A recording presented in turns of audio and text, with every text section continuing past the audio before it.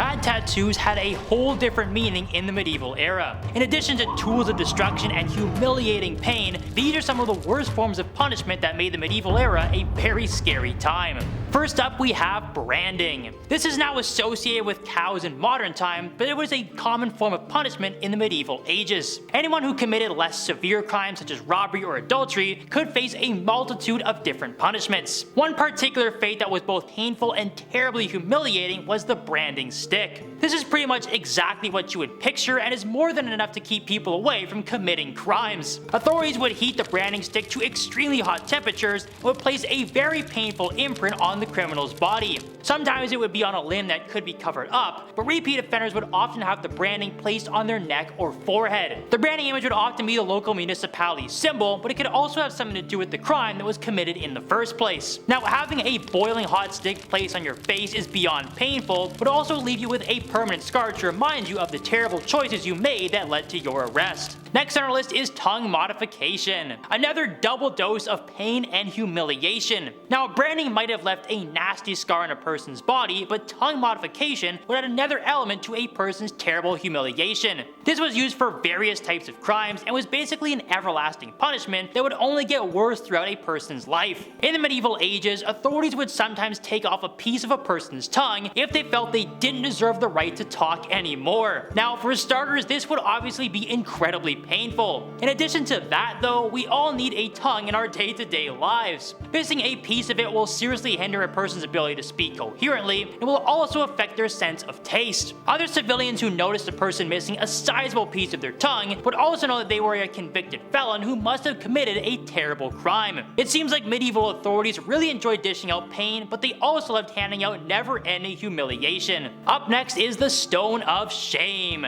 This one literally forces someone to carry around a giant stone. Now, sometimes it seems like even the smallest of crimes would have the worst punishments. Anyone who is convicted of smaller crimes such as public drunkenness would have to endure some incredibly humiliating punishments. One of the most demoralizing fates a person could receive in the medieval era was the infamous Stone of Shame. In this form of punishment, authorities would attach a person to long chains that were connected to a very heavy stone. There was no way to escape these chains without the key, so this meant the person was forced to drag the heavy stone with them everywhere they went. Not only was it completely embarrassing, but carrying that extra weight and being stuck to large chains was incredibly painful. This would often leave painful injuries that would last long after the person was released from their humiliating punishment. And while there was at least an end to the punishment, the time frames for how long a person would have to carry the stone would vary depending on the severity of the crimes. Sometimes they would only be stuck to it for a day, but others would have to carry it around for multiple weeks at a time. After that, we have the pain wheel. This was a brutal way to break multiple limbs at the same time.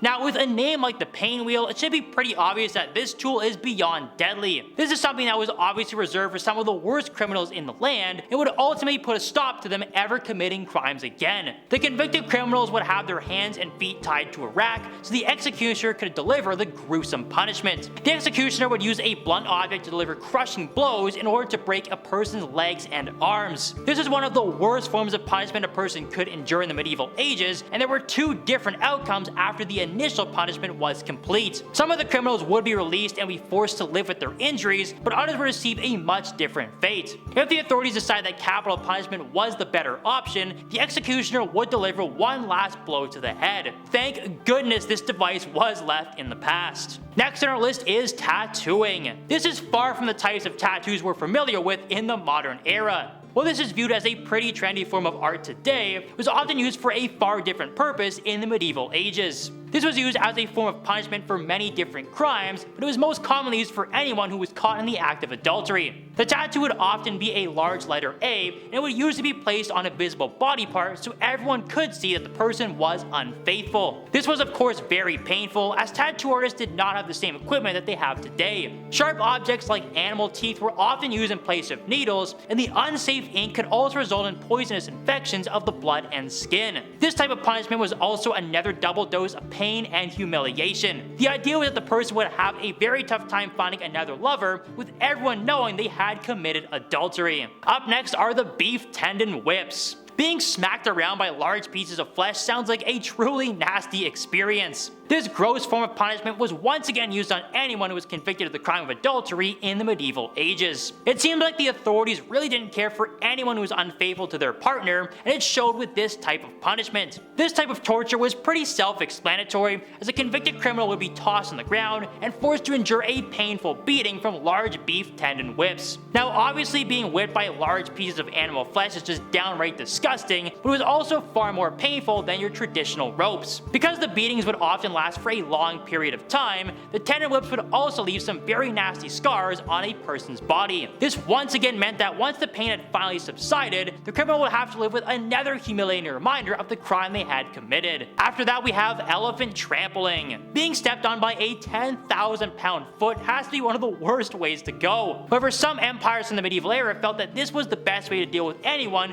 who had been handed the fate of capital punishment. Authorities would tie a criminal down to the ground and would unleash the biggest animal they could find to come and do their dirty work. In many regions, the elephant was the common animal that would receive the task of being the executioner. Their role was pretty simple and consisted of stepping on the criminal with all of their might. The authorities would guide the elephant towards the criminal and would also sometimes use food to lure the elephant onto the criminal's body. If that wasn't bad enough already, past governments would also sometimes allow people to watch the trampling. The criminal would be placed in the middle of an arena that was full of people who wanted to see the elephant carry out its role as the executioner.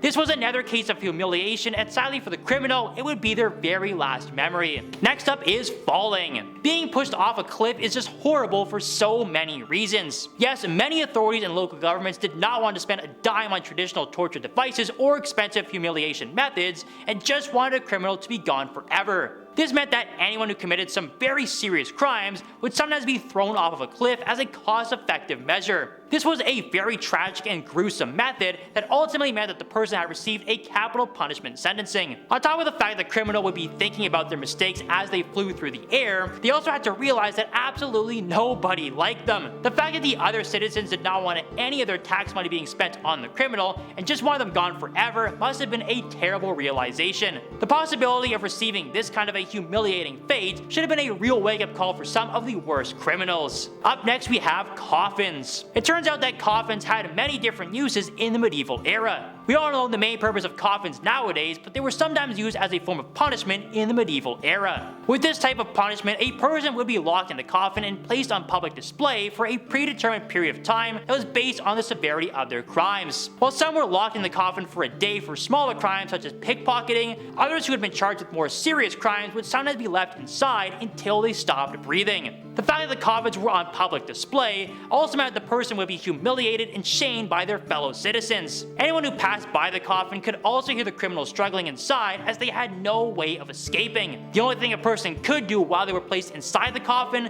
was pray the authorities would eventually open it up and release them. And last but not least is the brazen bull. This punishment would see a person stuffed into a metal bull that was heated to extreme temperatures. This terrifying method actually originated in ancient Greece, but was later adopted by future governments as a nasty form of capital punishment. This instrument of pain was essentially a bronze capsule that was big enough to fit multiple full-grown adults and was sealed from the outside. Once the criminals were locked in, a fire would be lit under the bronze bowl, and you could pretty much guess what happened after spending some time inside the bowl. The extreme temperatures were just too much for a person to handle and will result in a very painful ending for the convicted criminals. This was obviously reserved for some of the worst criminals in the land, but it was still one of the deadliest forms of punishment the world has ever seen. While this gruesome form of capital punishment was not used for very long, it still served as a dark warning to anyone who's considering committing a terrible crime. And that wraps up our look at the 10 gruesome medieval punishments that will make your skin crawl. While they were absolutely terrible fates to receive, these terrifying measures did make people think twice about committing any crimes. Thanks again for tuning in, everyone. We'll see you all next time.